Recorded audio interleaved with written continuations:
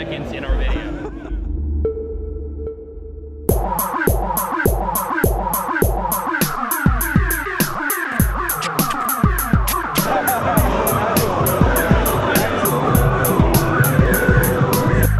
What's up? Hey, what's going on? We are here at Mighty. We're in San Francisco. We're at San Francisco Mighty Skate 2 event. Skate 2 event. EA is showing off both the PlayStation 3 and 360 versions of Skate 2, showing off a lot of multiplayer action, which we haven't gotten to see before. We're going to go play some of that, as well as talk to a couple of the skaters that are going to be in Skate 2. I love games. As well as one of the game's developers. All this is true. Indeed. So let's go do that and eat some tiny hamburgers. Yeah, you got a mixtape coming out. You want to plug that? Yeah, I got my mixtape behind the green pour. Volume 2 coming out. How did you get involved with Skate 2? What was that process? Well, actually, I got a phone call one day, and I thought it was a prank call. They said, would you like to be a part of this video game? And I was like, come on, who is this? It's one of my friends. And actually, it was a true story, and here I am. Did they just like ring you up on the phone, or? Basically, yeah. Yeah. I mean, I was in Skate 1, Yeah. and they called me up and said, hey, man, we want you in the second game. How do you feel? And I was like, Hell yeah. yeah, I was like, great. Is that like the holy grail for some skaters, like getting in a video game? Is that like better than a pro model, better than shoes, like better than that stuff? Like where does it kind of fall in the pantheon of things you can do when you're skating? Wow, I like this question because this question has not been asked yet. I would say it's probably the holy grail. Of course, pro models, the tops. Well, your own shoe is the top. I have way more fame, like, just from the game than I ever did as just being a pro skateboarder, which is Right on. it's a little weird. First, you get a pro skateboard, and then if you're lucky, you get your own shoe. And if you get the video game, so yes, that's probably the holy grail. So how much involvement do you have like in the actual like shaping of the game? Do they like let you check it out and you're like, well, you know, this trick doesn't look right, or this would never happen? Or... Well, it's just sort of a brainstorm. Everyone just kind of threw out ideas. Hand plants. I had to do a lot of hand plants. They took the good and threw out the bad, and then there you have it. I guess I was a hand plant guy. Yeah. Hard-hitting journalistic questions. So I mean, do you like play games at all ahead of time, or is this just like The real truth about Skate 2. I mean, of course I play games. Everyone plays games, Sure. you know. I love games. So, when I was in junior high, I wanted to get into skating, but I was not rebellious enough. When my parents took a look at me and they were like, "You clumsy motherfucker, you are gonna break your face, break everything on your body. There's no way you're getting a skateboard." And I was like, "Okay." See, to me, you'd be a candidate. Like, what?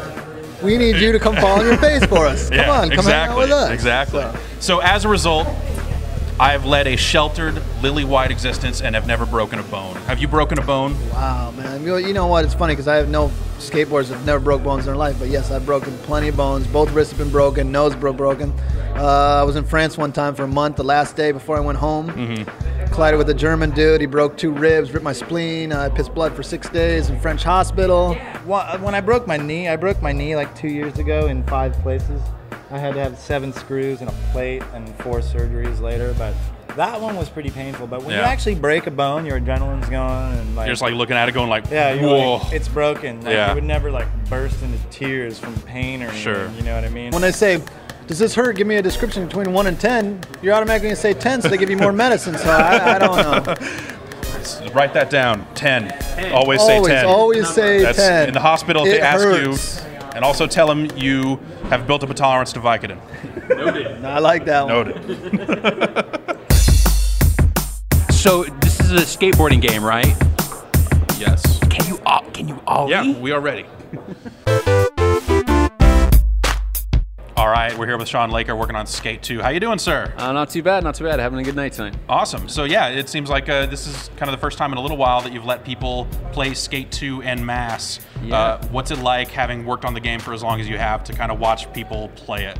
It's awesome, man. Like especially to see everybody ripping out there. I mean, that's the beauty of our game, and we didn't try to change everything. It's, you know, if you play Skate 1, it's gonna feel familiar, but there's gonna be a whole lot of new stuff. Cool. So let's talk about some of that new stuff. It seems like, you know, I mean, You have the trick system, basically the same. It's more about just kind of building really cool stuff on top of it. What do you have in there this year? Right. So so added onto the control scheme, you know, the big one is off board, right? You can get off your board. Like so that's like that seems like really, not to like cut you off, but that seems like really scary. I mean, not to be like a harbinger, but like the last skateboarding game, as soon as they let you get off the board, it was all downhill from there. I mean, we're not building a parkour game, right? We're building a game that allows you to get off board to be more accessible. You know, last year you'd like see a flight of stairs in this great spot and be like, oh, the bane of my existence is stairs. Yeah. So I mean, now it's just increased mobility, and there's also some gameplay there. You know, you can acid drop, you can run and put your board on and then get onto a rail, and with offboard too, which is a huge feature, which is just endless possibilities, is movable objects. Right. So you get off board, move things around, and you can set up and configure your own spot. Huge. Like last year, everything was static. It was the same way for everybody. This year, you can put your own spin on it.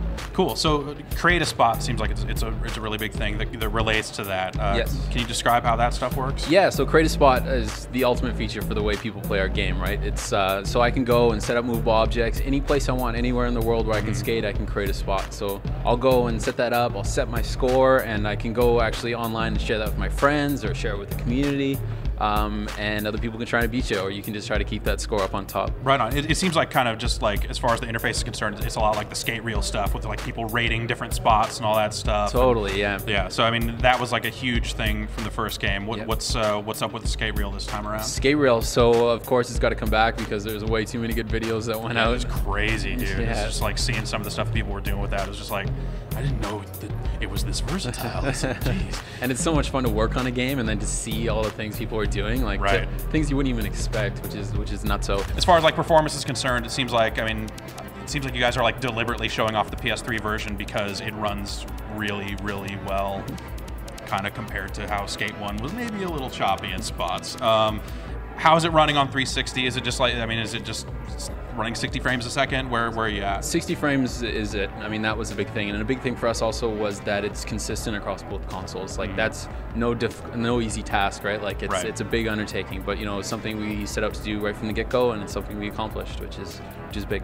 Awesome. Well, it looks like you're well on your way, and I mean, the game is practically done, right? Very close? It's very close. It's very close. We're doing as much as we can, but you can get it on store shelves worldwide January 23rd. All right, man. Thanks a lot for your time. Cheers. So here we are at the wrap up. Jeff, you just interviewed 3 people. What was that like?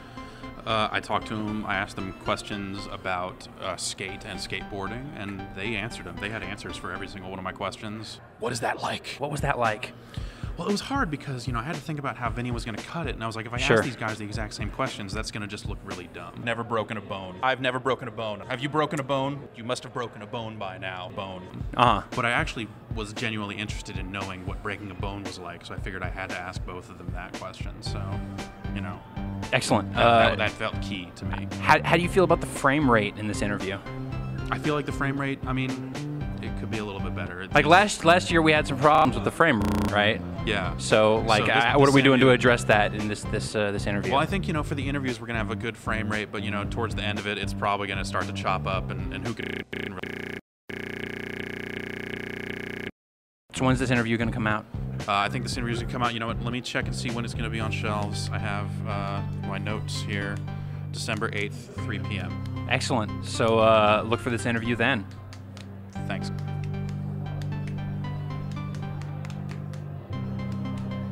Thanks. Oh yeah, just you go up. You can go. I go? No, you're good. I can't.